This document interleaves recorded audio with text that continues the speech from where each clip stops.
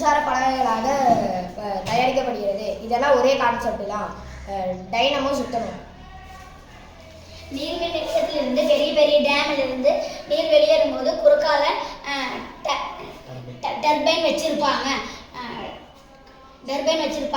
Turbine சுத்தும் போது dynamo ஈர்த்துக்கொள்ளு. இதிலிருந்து மின்சாரம் உருவாகிறது. நம்ம பெரிய பெரிய டேம்ல இருந்து பல ஊர்களுக்கு செல்லும் பெரிய பெரிய குழாயில அங்கங்க டைனமோ வச்சு அதோட முனையில ஃபேன்கள்லாம் வச்சு விட்டோம்னா தண்ணி போகும்போது இந்த ஃபேன் சுற்றும் போது டைனமோக்குள்ள மின்சாரம் உருவாகும். அந்த மாதிரி ஆயிரக்கணக்கான பைப்புகள்லாம் நம்ம டர்பைன் வச்சு விட்டோம்னா மின்சாரம் நமக்கு ஈஸியாக கிடைக்கும். இது மாதிரி செட் பண்ணிட்டா இது பராமரிக்க தேவையில்லை. இதனால் சுற்றுச்சூழல் மாசுபாடு இல்லை. இதனை வச்சு மின்சாரம் தயாரிக்கலாம். இது விலையில்லா